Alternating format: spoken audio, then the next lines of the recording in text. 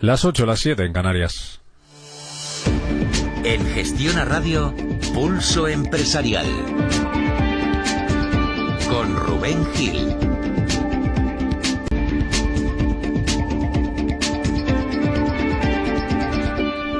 Pues así ha venido el día. Vamos a analizarlo desde ahora y hasta las 9 en nuestro comité de dirección. Juan Lago, director de investigación de Constanza Business and Protocol School. ¿Qué tal? Muy buenas tardes. Hola, buenas tardes. ¿Sorprendido con la decisión de Alerta?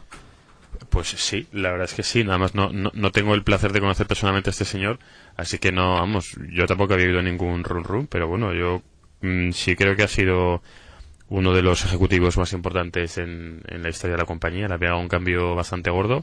Ha pasado de ser una empresa estatal a ser un bicharraco en su sector a nivel mundial. Yo creo una de las empresas más grandes, seguro, en capitalización bursátil.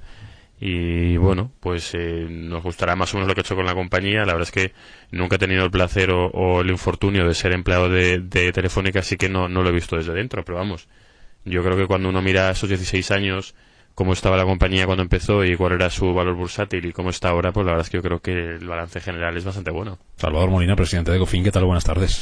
Hola, muy buenas tardes. ¿Sorprendido? No del todo, porque yo creo que había algunos indicadores que ya manifestaban un poco su situación de retirada, ¿no? En algún organismo asociativo ya había dado un paso atrás, o como se suele decir ahora, un paso al lado, dejando el sitio a otras personas y a otras entidades incluso. Y luego, por edad, parece ser que también era un deseo más o menos escondido. Y lo que hay que recordar es que se va pero se queda. Quiere decir que en el fondo sigue siendo el presidente de la Fundación Telefónica, sigue estando en el Consejo. Es decir, no es que se vaya a su casa o se vaya a un balneario, se va pero se queda. Es decir, lo que ha hecho, como hizo Amancio Ortega en su momento, ha sido ceder el primer plano de la línea ejecutiva al consejero delegado, es decir, al que ya lo estaba de alguna manera ejecutando, y él pasar a un segundo plano más institucional y más de delegación en otras responsabilidades, ¿no? Es un paso atrás, no, es un paso al lado, si acaso, ¿no? Además deja a un hombre de su máxima confianza como relevo, ¿no? Que es José María Álvarez Pallete.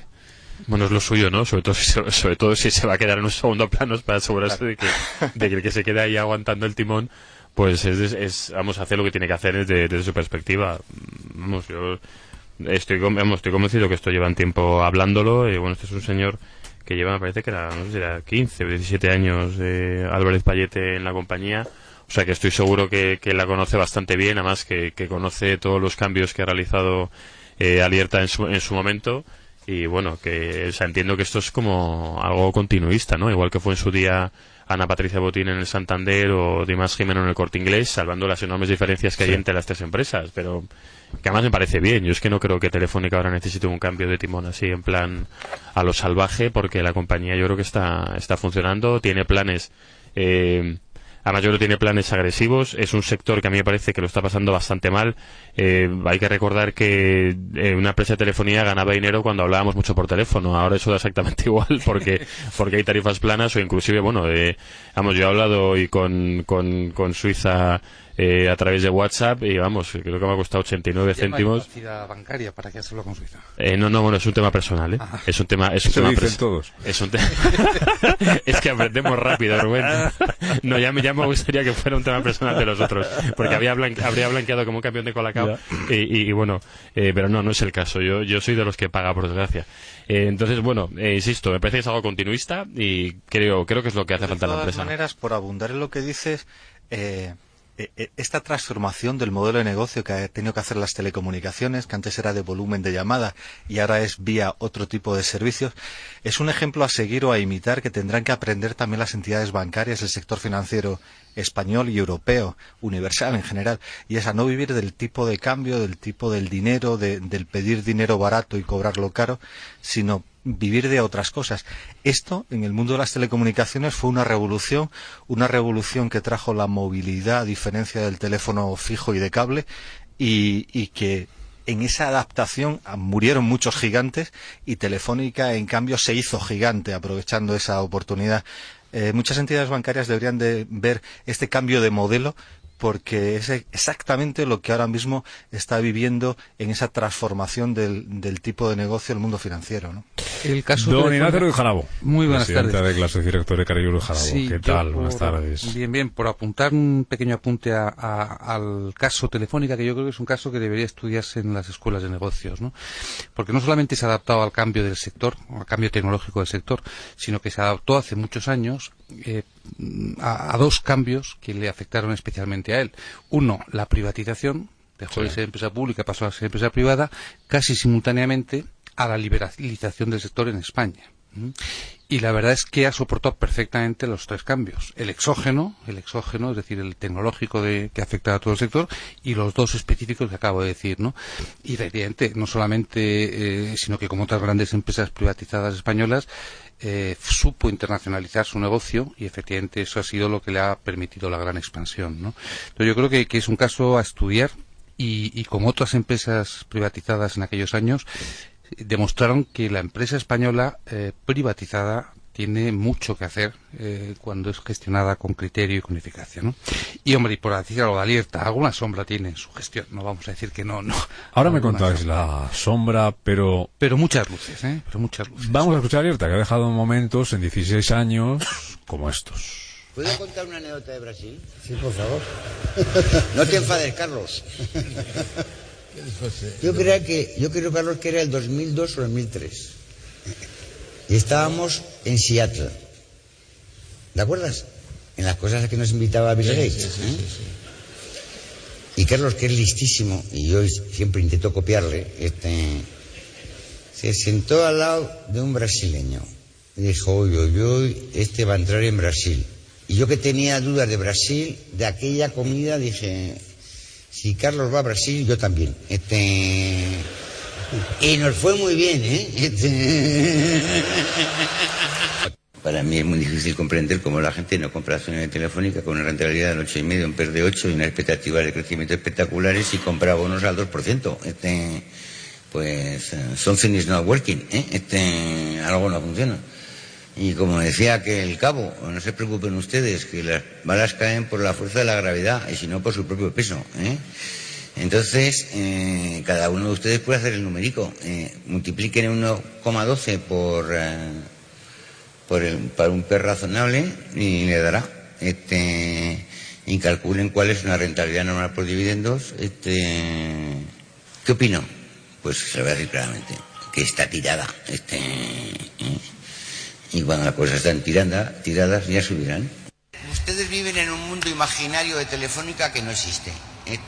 Los señores de AST no representan a nadie. Ustedes saben que en las últimas elecciones les dieron un palo de cuidado. No representan ni al 3% de la plantilla. Y cada vez representan menos. ¿Por qué? Yo se lo voy a explicar. Porque si ustedes fueran el representante mayoritario de Telefónica, Telefónica habría desaparecido. Ya hace años que se lo digo. Y ya canchillado, ya se pueden ir. Le voy a comentar al resto de los accionistas que cuando ustedes me ven en la cafetería y van con la camiseta de AST, no me insultan. Y ahora desde lejos, pues es muy fácil. Y me acuerdo con él, le dije, oiga, insúlteme hoy. No, aquí no lo vamos a insultar, O sea que, mire usted, me tienen preocupadísimo ustedes. Con todos los respetos para Álvarez Pallete, ya puede mejorar esto. Aquí vamos a perder y mucho, Sí, desde luego. Otra cosa importante de Alierta, forma parte de ese pequeño grupo de grandes gestores que se originaron en España hace 30 años en el Banco Urquijo. El Banco Urquijo ha dado media docena de grandes gestores empresariales españoles, ¿no? Y luego dice una cosa, que todo lo voy a decir con cariño, lo zafio que resulta hablando en público, ¿no? Es decir, que es un hombre que en distancia corta es encantador y simpaticísimo, ¿no? Y divertidísimo. Yo coincido con él porque éramos los dos patronos de la Fundación Príncipe de Asturias y miembros de los jurados. Él lo seguirá siendo, ya no. Y entonces allí se conviven un par de días entre todos los patronos y demás. Y puedo decir que es un personaje encantador y súper divertido en privado, ¿no? Ahora me contáis más cosas de César Alierta, luces y sombras. Dejadme que salude Javier Santa Cruz, economista e investigador de Sex en Reino Unido. ¿Qué tal, Javier? Buenas tardes. ¿Qué tal, Rubén? Buenas tardes, ¿cómo estamos? ¿Por qué se va Alierta? Pues se va, yo creo que por dos razones. Una, porque la presión que los inversores, y ahora comentamos concretamente de dónde viene, sobre los presidentes del IBEX que tienen más de 70 años y aquellos donde las dudas en torno a la gestión pues se concentraban en tener gente mayor con un difícil recambio, y luego por otro lado porque ahora mismo Telefónica necesita otro tipo de liderazgo, es decir, ahí hemos visto en los cortes anteriores desde luego una personalidad arrolladora como la de César Alierta, pero en donde estamos, y sobre todo en este momento y viendo cómo está avanzando de una forma rapidísima en la tecnología y concretamente la digitalización, pues ya pues Alierta pertenece a otra época. Además en esa época yo creo que lo hizo bastante bien, pero ahora se necesitan otras cosas, esas otras recetas las trae el que es en este momento consejero delegado. Siempre ha sido muy crítico, Javier, con la edad de algunos presidentes del IBEX 35, y es que estas cosas algunos fondos las miran mucho, ¿no? Las miran y mucho. Mira, estaba echando memoria y fue por finales del 2010, principios de 2011, en aquellas navidades, cuando en Londres hubo una reunión sobre todo de gestores de fondos que luego se han convertido pues en los principales inversores en bolsa española, en el IBEX, en las compañías que lo integran. Entonces, una de las cosas que donde colocaban su coeficiente de riesgo y donde han tomado posiciones en los últimos años y les ha ido muy bien es precisamente uno de los del problema, que es que la mayor parte de los presidentes de las compañías del IBEX 35 tenían más de 70 años. No por el hecho de tener más de 70 años, sino sobre todo porque era más difícil la alternativa. Entonces, la primera prueba o el primer éxito después de aquel momento, y además una portada durísima que hizo el Financial Times en el 2012 con las fotos de Francisco González y de Emilio Botín, fue precisamente la muerte de Botín. Eso era algo que descontaba el mercado, y a partir de ese momento las acciones del Santander tuvieron un respiro importante porque reconocieron la realidad. Fue cuando se hizo la ampliación de capital, se recortó el dividendo, o sea, todo lo contrario de lo que empezó a hacer la actual presidenta, y que ahora está haciendo justo lo contrario. Pero bueno, eso sería otra historia. Entonces, el problema es que todavía tenemos gente, no solo ya de avanzada edad, sino sobre todo con muy difícil recambio, o con un recambio generacional que no conocemos exactamente quién es. Entonces eso, obviamente el dinero es huidizo, y lo primero que colocan es su riesgo y sus cortos en los valores de la bolsa española. Entonces, Javier, esta decisión, esta marcha Alierta, ¿cómo puede afectar a la acción de Telefónica? Yo creo que la va a afectar de forma positiva. Es decir, una de las cosas que estábamos mirando en el día de hoy, y yo creo que es uno de los errores que solemos cometer, como dice César Alierta, los analistas financieros, sí, es esto de mirar qué ha pasado con la cotización de Telefónica desde que Alierta es presidente, ¿no? Desde el año 2000. Entonces, si observamos el gráfico, pues el que tenemos en este momento disponible, veríamos una pérdida de valor muy importante para el accionista, del entorno del 68%. Sin embargo, ese gráfico es engañoso, ya que al final Telefónica, no todo en la gestión de una empresa está recogido en el precio de cotización de las acciones, y luego por supuesto que hay una idea que hay que subrayar, y que poco a poco vamos contando a los oyentes, como es mirar gráficos y mirar cotizaciones con dividendos y ampliaciones de capital, es decir, ajustado de dividendos. Eso llamamos el TR, el Total Return. Entonces, en ese caso, los accionistas de Telefónica, desde luego, no les ha ido tan mal como parecía a primera vista. Es decir, Telefónica y el propio Alierta tuvo que gestionar algo enormemente complicado, que era pasar de un monopolio público a una empresa privada con un tamaño gigantesco y en el mercado libre, y entonces eso desde luego ha sido la asignatura que Alierta yo creo que ha aprobado, y que eso llevará a que en este momento la penalización que había sobre las acciones de Telefónica, y contando con el riesgo de Brasil, pues nos vayamos por encima del actual precio, que al fin y al cabo vamos convergiendo. Si trazamos una línea por encima del gráfico del Total Return, pues nos iremos probablemente al entorno de 11 o 12 euros por acción. El dividendo, por cierto, que garantizó en la última presentación de resultados, está en riesgo, 0,75 euros por acción en efectivo. No, yo creo que el dividendo de los 75 céntimos está bastante garantizado. y sobre todo garantizado no porque nos interese que esté garantizado. Una de las cosas donde se cometen graves errores es precisamente en garantizar dividendos, ¿no? No es esa la cuestión. Yo creo que en este momento la probabilidad de que se mantenga es bastante alta, y sobre todo porque Telefónica no tiene tanto un problema de liquidez o que tenga que extender caja, sino sobre todo elaborar un plan de largo plazo en el cual tiene que ver qué hacer con las nuevas tecnologías, es decir, si desarrollarlas internamente o comprar las startups tecnológicas, y en segundo lugar qué hacer con la deuda. Entonces la deuda es desde luego una de las cosas que preocupa, y más en este caso de los últimos años, donde se ha incrementado de una forma importante. Te voy a pedir 2 minutos, Javier, porque quiero que me cuentes ahora tu balance de la gestión de Cesar Alierta, pero quiero que me lo cuenten también Salvador Molina, Juan Lago, Ignacio Ruiz Jarabo, que nos hablaba de luces, más que sombras, pero también alguna sombra, Ignacio. Sí, hombre, sin duda, ¿no? Bueno, pues una fue la acusación que tuvo, de la que se libró simplemente por un tema técnico de prescripción, ¿no? Respecto a la utilización de información privilegiada. Sí, con el sobrino. Cómo no va a ser una sombra importante. Otra, es una opinión subjetiva, pero creo que Telefónica se ha excedido en ser recolector de desechos de tinta y defectuosos, ¿eh? Sí, hombre. ¿En qué sentido? Televisiones, por ejemplo. No, me refiero a personas. Me estoy refiriendo a personas concretas y no hablamos de ninguna casa, ¿no? No, hablaba de Realmente de no hablamos de ninguna casa. De alguna puerta giratoria. Bueno, de la Casa Real, si quieres. ¿De alguna puerta De la giratoria? Casa Real es uno de los desechos de tinta y La Casa defectuosos. Real de distintos gobiernos del PP y del PSOE. ¿verdad? También. Hombre, y luego, bueno, pues yo creo que como usuario, cuando tienes algún pequeño problema con Telefónica, cuesta mucho que te atiendan bien.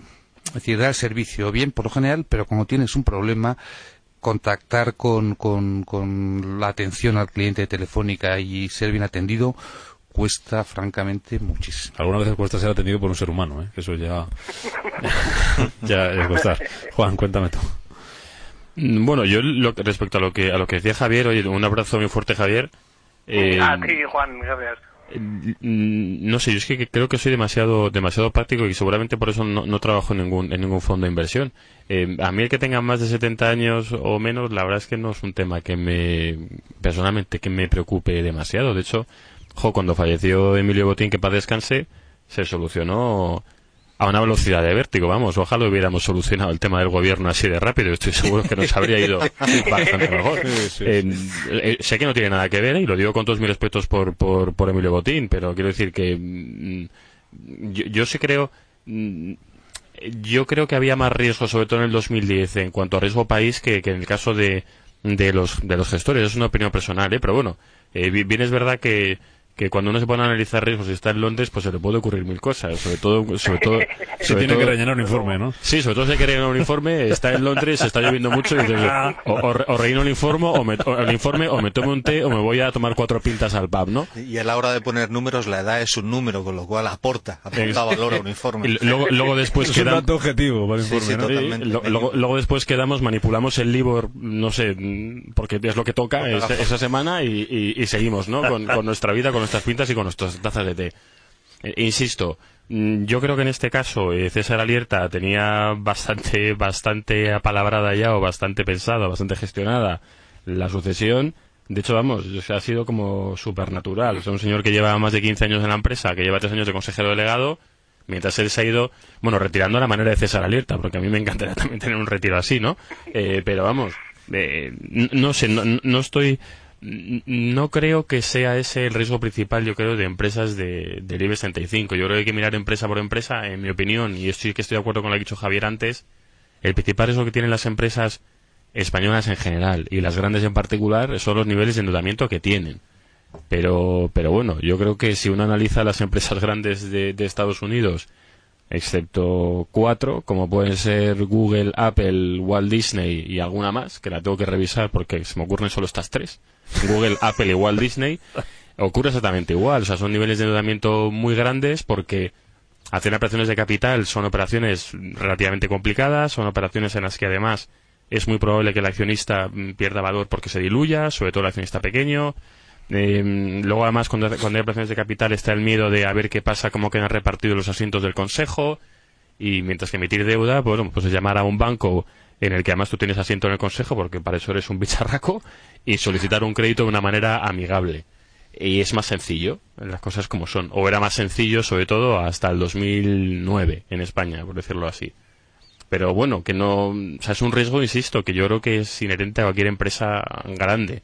Y el principal riesgo que tenía Telefónica es lo que decía antes Salvador. Mi negocio ya no es que la gente hable por teléfono, entonces tengo que meter pasta en otros negocios, que me pueden salir bien o me pueden salir mal, porque la cantidad de startups que ha comprado Telefónica ha sido innumerable. O sea, creo que haría falta como por lo menos 3 o 4 programas y ir viendo una a una, y la gran mayoría, que es lo normal, o sea, el 80-85% han sido una castaña pilonga, y lo digo con todos mis respetos por el responsable de esa unidad de negocio, pero que es muy complicado. O sea, que lo intento yo y seguramente me saldría un rato parecido o peor. Y es lo que hay. O sea, ahí está la compra de Tuenti, que bueno, tampoco es que haya sido un pepinazo. De hecho, yo creo que siguen palmando. Y hay otros casos, ¿no? El tema de la televisión, bueno, pues está por ver. Yo creo que lo acabarán rentabilizando, porque la insistencia y la tenacidad de Telefónica en general y de Alerta en particular, pues hará que funcione. Y yo creo que ahí está el riesgo en concreto de esta compañía, esté Alerta o esté quien esté. Yo, si me permitís, como antes he lanzado ya los piropos a César Alerta y siguiendo la línea de la sombra, Ahora viene el palo. yo simplificaría en 2 temas, ¿no? Uno, y no creo que sea cuestión de edad, es decir, a Telefónica le ha costado mucho la transformación digital, el absorber los cambios del mercado. Todos recordamos la salida fallida de Terra, ida y vuelta, el proyecto de Infovía, que era un Internet a la española antes de asumir que Internet era mucho más que eso. Bueno, distintas historias que tienen que ver con asumir el cambio anticipadamente y no después de que el tsunami te hubiera barrido del mapa, cosa que le ha pasado sucesivamente. Acabas de explicar el tema de Tuenti, que al final es una submarca low cost en vez de ser lo que era, lo que compró, ¿no? Que era una red social para jóvenes de menos de 20 años. Entonces, le ha costado mucho, es decir, ha ido a tirones, y en esos tirones, claro, por el tamaño se lo ha podido permitir, pero ha dejado a muchas decenas de miles de personas tiradas. Y recordemos todos los que se quedaron tirados en el accionariado de la salida de Terra, ¿no? Que luego tuvo que volver a engullir Telefónica. Esa es una parte, ¿no? Es decir, la difícil digestión y anticiparse al cambio, la transformación digital que ha tenido Telefónica durante estos años.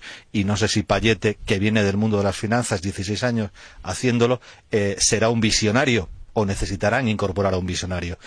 Y la segunda crítica que habría que decirle a la etapa de César Alerta al frente de Telefónica es su omnipresencia junto al poder, pagando muchos de esos favores que hemos visto en los consejos de administración, consejos asesores, asesores sin consejo, etcétera, etcétera, etcétera, de ex altos cargos públicos de distintos gobiernos, de distintos colores políticos, Casa Real, etcétera. Y por otra parte, con el tema de la televisión de pago.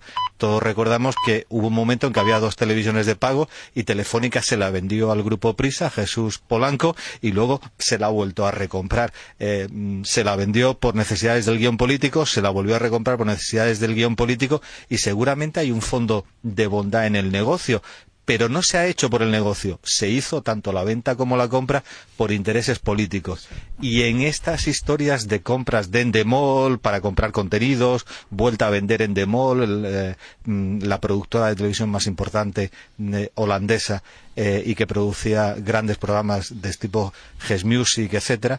Bueno, pues todas esas historias son historias fallidas. Lo que pasa es que por el volumen, por el tamaño de la corporación Telefónica, parecen que ha sido anécdotas, pero la suma de anécdotas da un cajón sin fondo. Hazme tu balance de Telefónica, Javier, antes de despedirte. De Alerta al frente de Telefónica, digo. De Alerta en Telefónica, sí. Esto que comenta Salvador, y tanto lo que se llamaban Ignacio como Juan, son puntos que también suscribo, es decir, de las sombras de la gestión de Alerta. Pero hay que recordar que Alerta llega en un momento terriblemente complicado. Es decir, a pesar de que ha habido pagos, consejos de administración, asesores, etcétera, cercanos al poder, Telefónica antes de Alerta era mucho peor. Es decir, viene de ser un monopolio público, se convierte en un monopolio, prácticamente en un monopolio adscrito al poder, ¿no? Y entonces tanto la salida de Terra, es decir, el invento de Terra, el Infovía, todo este tipo de cosas fueron cosas que tuvo que lidiar Alerta de la época anterior de Juan Villalonga. Es decir, realmente fueron los muertos que se encontró en el armario, y entonces, pues bueno, buenamente lo que se pudo hacer ahí. pero sobre todo yo creo que Alierta es muy, muy, muy complicado apostar por el modelo que se está siguiendo de comprar startups tecnológicas, porque es que uno no sabe cuánto vale eso, es decir, si vale 1, si vale 2 o si vale 0, es decir, no se sabe, es decir, es algo que las cosas cuando suenan bien a los oídos, pero no hay mercado para ello, no hay una referencia para poder hacer una valoración en condiciones, no puedes hacer cosas elementales como un descuento de flujos de caja, desde luego tienes un problema serio porque algo que estás comprando es probabilidad 50% de que te salga o muy bien o muy mal, ¿no? Entonces estamos en esa coyuntura y luego además en un momento en el cual Telefónica tiene que hacer un esfuerzo gigantesco por no quedarse atrás, es decir, por no quedarse fosilizada como le ha pasado a otras competidoras europeas, de las cuales Telefónica se ha aprovechado, o sea, en Europa lo ha hecho bastante bien, es decir, Deutsche Telekom desde luego fue una compra, la compra en Alemania para poder competir con Deutsche, con otras que hay allí, ha sido extraordinaria. En Reino Unido O2 tampoco no es algo que se vaya a vender muy mal del todo, es decir, no está mal. En Italia 3/4 de lo mismo, es decir, en República Checa, en otros países de Europa, y luego sobre todo Brasil. Entonces yo creo que los fallos en ese sentido se compensan con los aciertos que ha tenido Alierta, pero sin duda ahora el pastel que le queda al sucesor es bastante importante, ya que tenemos que ver cómo va a hacer Telefónica para el mundo nuevo, es decir, o lo desarrolla internamente o tiene que comprar cosas dando palos de ciego. Ya. Javier Santa Cruz, economista investigador de SEX. Hablamos el viernes, a ver nos cuenta el amigo Larrañaga de Telefónica y de Alierta, ¿vale?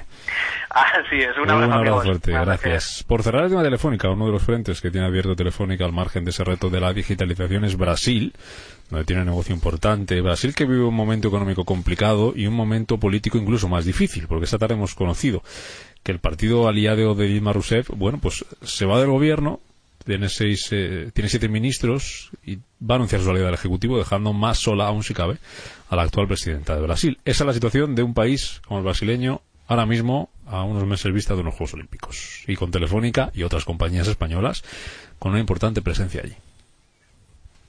Bueno, Brasil siempre ha sido un país con alta volatilidad. A mí personalmente el tema político de Brasil me preocupa poco. A ver, poco dentro de la preocupación que es. Más me preocupa la situación real, sobre todo de la economía real, y más me preocupa la situación de los bancos. Porque al final lo que ha pasado en Brasil es como una crisis nuestra, pero sin red. Y me explico. Ha habido un endeudamiento muy fuerte por el sector inmobiliario, endeudamiento de familias, me refiero, o sea, de la economía real, la parte de las familias, y la parte de los bancos que han financiado esos créditos. Hay que tener en cuenta que esos créditos además se han titulizado y se han comercializado a nivel internacional, pero sobre todo se han vendido en emergentes y principalmente lo han comprado a su vez otros bancos brasileños o inclusive el propio Tesoro de Brasil. Lo cual se puede retroalimentar si finalmente acaba estallando aquello que yo creo que va a estallar. Y digo, me refiero sin red porque es una economía tan grande que no hay rescate posible. Es decir, en el caso de España hemos estado muy mal, pero lo que hubo que rescatar fue parte del sistema financiero, no el Estado en sí o una parte de la administración pública. Por supuesto que la situación política esté mal no ayuda, porque sería fenomenal que hubiera un gobierno fuerte que hiciera cosas como Dios manda para cuando se cuente con este problema, porque es que este problema se lo van a encontrar en cuanto acaben las Olimpiadas. Esto es una realidad. Y a mí lo que me preocupa no solo de Telefónica, sino de las empresas españolas que están metidas ahí. ¿Me contas algo más sobre Alierta, sobre Telefónica o sobre Brasil? Yo sobre Brasil que quería hacer un leve comentario. Brasil está viviendo lo que España vivió en la crisis del 92, que oficialmente se le llamó crisis del 93, porque el 92 habría que salvar los grandes eventos a toda costa, el 5º centenario, la Expo de Sevilla, los Juegos Olímpicos, pero está viviendo más o menos la misma crisis de sobreendeudamiento y sobreesfuerzo en un país que podía hacerlo, pero que realmente ha hecho cosas muy por encima de sus capacidades, muy por encima de los volúmenes de inversión que hubiera necesitado del exterior, pero que ficcionó que los estaba recibiendo, y por otra parte en un entramado real absolutamente corrupto, que es el origen, el tema de Petrobras y compañía, es lo que está haciendo dinamitar el gobierno de Dilma Rousseff, dinamitar la presencia del anterior jefe del Estado brasileño, la salida de los partidos de apoyo al gobierno, etcétera. Es decir, es la corrupción el gran mal de Brasil. No es solo la economía. Sí. Y por lo tanto, aunque la economía esté, digamos, en estado de derribo, el que ha metido la palanca y está haciendo presión para derribar el edificio es la corrupción. No sé si habrá que hacer un saneamiento partiendo de una tabula rasa. Yo creo que no. Son más de 200 millones de habitantes, son poblaciones de clase media muy importantes donde va a seguir habiendo un consumo telefónico y de otro tipo de servicios. Es decir, la economía es tan grande que permitirá nichos y permitirá que compañías que aquí puedan entenderse que son muy grandes, allí tienen nichos muy potentes para poder seguir manteniéndose vivas y activas. En el negocio inmobiliario, evidentemente, no va a haber flores que regar, pero en otros negocios, incluido el de la propia Telefónica, sí que los puede haber. A la vuelta de publicidad os cuento la última de Donald Trump.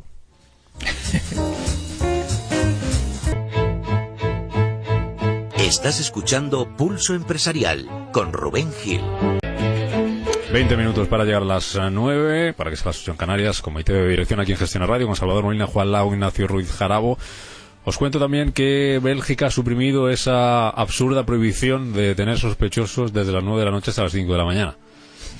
Que, bueno, es una buena noticia que llega tarde, pero bueno, algo es algo. Y la última de Donald Trump. Han detenido al jefe de campaña del candidato republicano, a Cory Lewandowski, acusado de agredir a una periodista, a una reportera del medio Breitbart, el pasado 8 de marzo. Fue la agresión y la han tenido hoy acusado de ese hecho, de ese suceso. En Estados Unidos, que cotiza la bolsa hasta ahora en positivo, sube algo más de medio punto el Dow Jones. Aquí ya sabemos que el IBEX 35, apoyado por Telefónica, subía hoy un 0,2%, 8.808 puntos. Protagonismo también para Bengoa, que cotizaba con importantes subidas. Esa decisión que anunciaba ayer al juez de ese acuerdo con el 75% de sus acreedores, han subido sus acciones de clase A un 18%, las de clase B un 28%, y ha subido también con fuerza más de un 4% OHL después de que ayer las autoridades mexicanas le eximieran de ese fraude en el país. Y se cumplen hoy 100 días sin gobierno en España. ¿Se está tan mal sin gobierno? No, en absoluto, ¿no? Yo diría que hace frío, ¿Qué hace frío? El frío es el clima. Yo creo que el problema de la economía española no es estar sin gobierno tanto como no saber qué gobierno nos va a venir, ¿no? En este caso es lo mismo, Y ese es el problema, ese es el frío, que soplan muchas... Bueno, ya la incertidumbre es horrorosa, eso lo sabemos todos, que la incertidumbre no solamente en política, sino especialmente en economía, ¿no? Pero el estar con un gobierno de gestión, vamos a llamarla así, pues es una garantía de que no te hacen putadas también, Es decir, vamos a hablar claro, ¿no? Es decir, seguramente con estas noticias de aumento del déficit, si mi amigo Cristóbal Montoro no fuera ministro en funciones, nos había metido un pequeño rejón en el IRPF, camuflado o no. Por tanto, a mí, de verdad, que haya un gobierno con menos poder, pues es el sueño de los liberales. O sea, que yo, por mí, que hubiera siempre un gobierno en funciones. Un gobierno sin hacer política, simplemente con una gestión de mínimos. Eso es un gobierno con menos competencia. Es un gobierno con menos competencias. Sueño de los liberales, Salvador. Sueño de los liberales. Es un gobierno que no te puede subir impuestos. Sueño de los liberales, Salvador. Hombre, estoy haciendo una pequeña parodia, pero no. Como el presidente de la comunidad de vecinos cuando se va de vacaciones y le da al portero la llave y, bueno, si viene alguien ya le pagas tú. Pero en la comunidad no se hace nada. Y lo importante es que la comunidad de vecinos haga cosas. A veces es mejor que el gobierno no haga. Las cosas que se estropean. Yo insisto que cuando un gobierno tiene garantía que va a hacer las cosas bien, que las haga.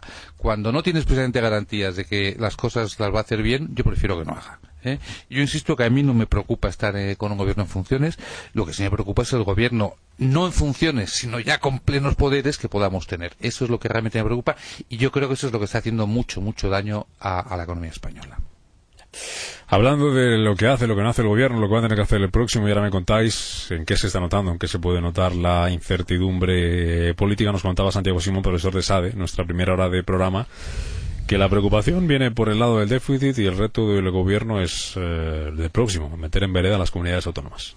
El gobierno que entre, una de las primeras cosas que va a tener que hacer es portarse mal de cara a la opinión pública y recortar 8.000 millones de euros.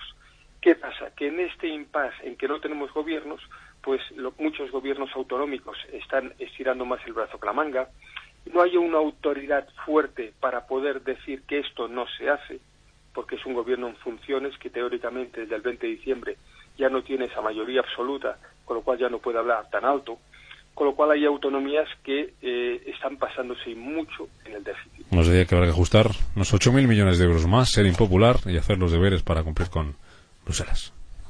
Yo es que el tema de las comunidades autónomas ya pasaba cuando teníamos un gobierno con mayoría absoluta, ¿no? A ver, que igual yo he vivido en otro país, ¿eh? Pero yo... Pasaba. Yo recuerdo, yo he vivido en un país en el que se hablaba español. España, sí. Yo he vivido en un país en el que se hablaba español. Vamos, no sé, había otro rey, pero creo que era España, y teníamos un ministro que era un campeón con el tema del IRPF y con el tema del IVA, y en cuanto había que negociar con las comunidades autónomas, aquello se desinflaba como un soufflé de estos chungos, y como que desaparecía. Es más, ese ministro en funciones le acaba de soplar, creo que son 7.000 millones a unos señores que dicen que van a usar ese dinero para secesionarse. Lo cual, además lo dicen en español, ¿eh? Porque para esto sí que hablan también muy claro. Estoy de acuerdo con ese señor. El déficit es un problema importante. ¿Que hay que recortar otros 8.000 millones? Insisto, con todo lo que hemos recortado ya, tampoco debería ser complicado. Otra cosa es que esto cueste no poder hacer favores a uno al que le debemos una serie de favores, o a uno o a unos. Y lo de las comunidades autónomas, con todos mis respetos, pero si es que esto, vamos, yo por lo menos los últimos 8 años, por no decir los últimos 40, es un problema continuo, que además es que esto yo creo que tiene una solución muy sencilla. Se pone un objetivo de déficit y si no se llega, o sea, el problema, yo lo digo siempre, no es que se hagan las cosas mal, sino que se hagan las cosas mal y no pase nada. Porque, o sea, cuando no hay premio, no se consiguen objetivos buenos, y cuando no hay castigo, esto es el cachondeo padre. Mira, 30 segundos nada más por no robar tiempo a Salvador, pero en el tema del déficit, efectivamente, no pasa nada, como has dicho tú, al hacer las cosas mal. Es grave que haya habido una desviación de 3 décimas respecto al segundo objetivo, al second best, o sea, al objetivo ya moderado que nos ha marcado la Unión Europea, la senda más moderada, ¿no? Porque no cumplíamos la más estricta. Pero siendo grave esa desviación de 3 décimas, yo creo que es tan grave como eso el que se nos haya mentido. Es un signo de descomposición del gobierno que yo lo he visto patente encima cuando ayer en televisión le preguntaban a un componente del gobierno por esta mentira respecto a los 3 décimas de déficit que se nos ha ocultado hasta ahora, ¿no? Y respondía diciendo, claro, quien se había metido con ellos era la oposición, ¿no? Y respondía diciendo, pero si ellos nos engañaron a la sociedad española con 2 puntos de déficit en el año 2011... Oiga, pero si el problema no es la oposición, es la sociedad española. Usted ha engañado a la sociedad española en 3 puntos, que es un 10% casi, ¿eh? No es broma, es casi un 10%. Usted nos ha camuflado, por la campaña electoral, casi un 10% del déficit real que teníamos. Y luego encima, cuando se le pregunta, responde con una chabacanería diciendo que los otros habían ocultado más. Ese es un signo de descomposición de este gobierno. Y lo grave, Salvador, en mi opinión, es que es de este gobierno, del partido que lo sustenta y del resto de los partidos que están en el Parlamento. Por tanto, a mí que estén en funciones unos o en funciones otros o tal, yo de verdad creo que este país tiene un déficit político importante y no sé cómo se podría arreglar. Te contesta, por cierto, perdón, Salvador, un liberal, como es Álvaro Lodares, sobre eso que decías de que es un sueño un gobierno en funciones porque no te puede subir los impuestos, y dice que en ese aspecto, desde luego, y porque además no puede aumentar gastos. Dice, lo que da pánico es lo que puede surgir en el futuro. Tiene razón, sí señor, tiene razón. Ya, pero volviendo al déficit de las comunidades autónomas, un gobierno en funciones tiene menos brazo fuerte para hacer ejecutar que el gasto que se realice por parte de las comunidades sea el gasto necesario, el gasto básicamente a pagar los 2 grandes servicios que tienen transferidas todas las comunidades autónomas españolas, que es educación y sanidad. Servicios básicos que tienen que tener presupuesto, que tienen que tener dinero, con endeudamiento o sin endeudamiento, para poder hacer frente a ese gasto.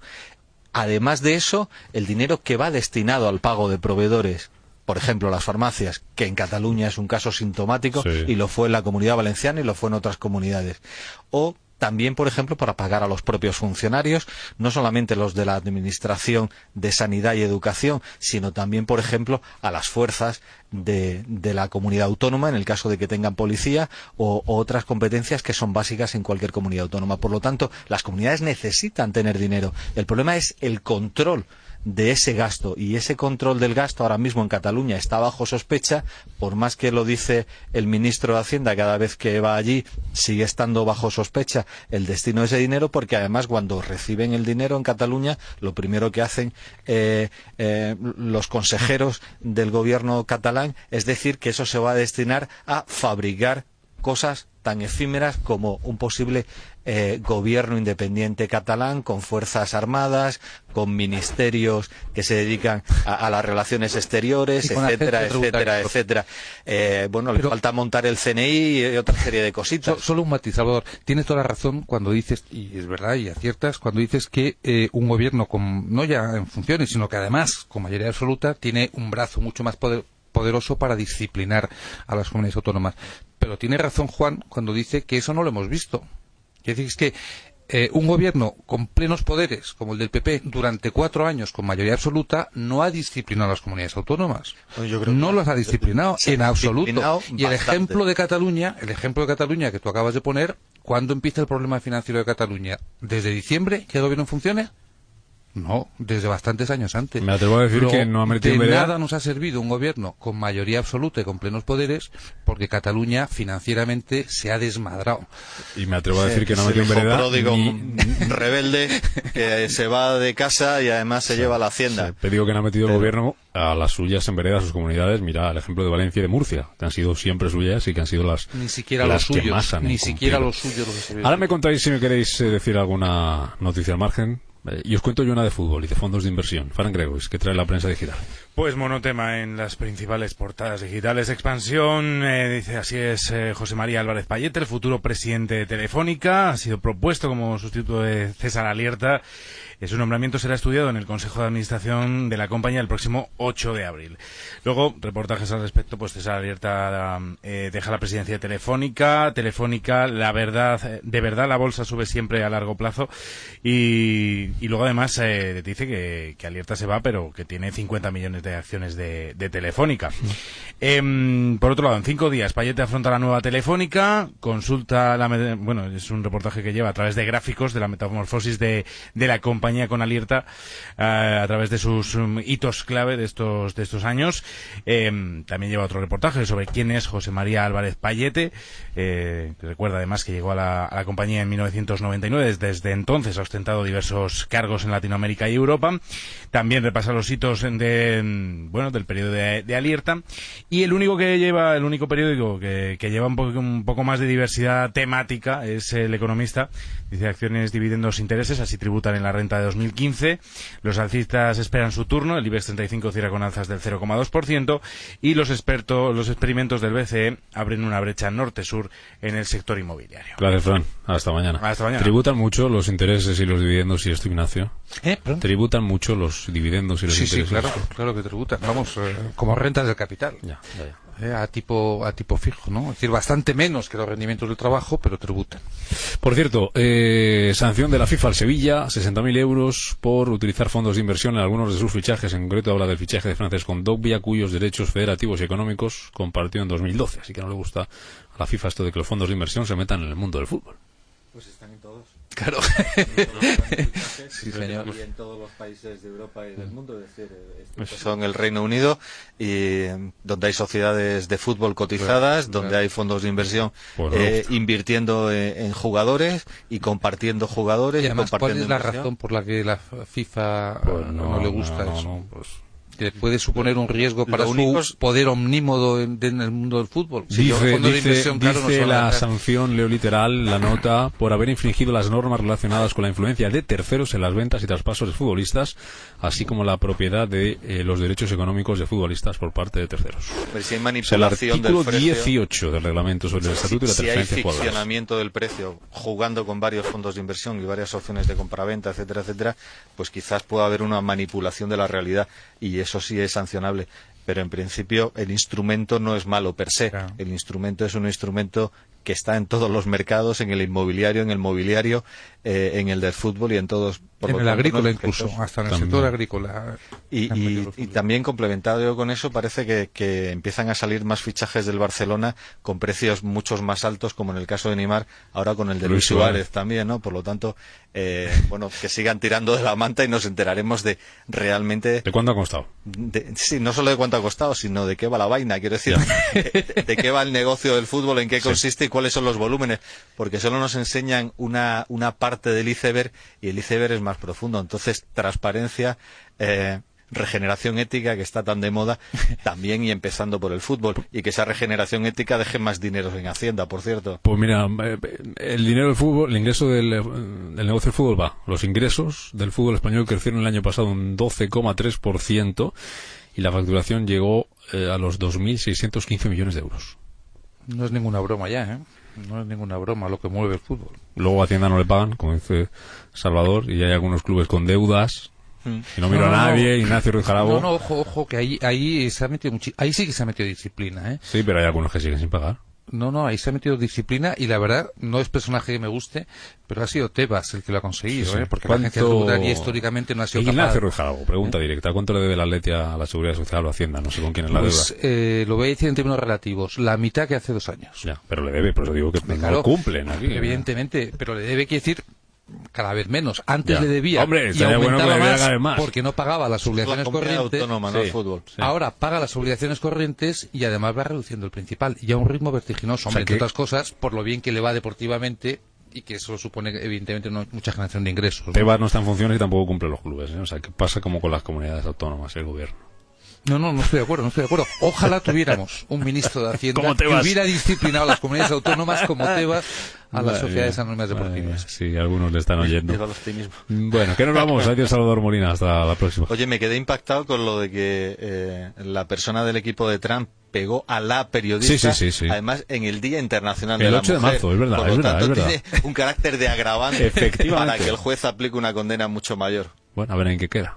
¿Y fue un acto electoral? Sí, del día 8. Adiós, Ignacio Ruiz Jarabo.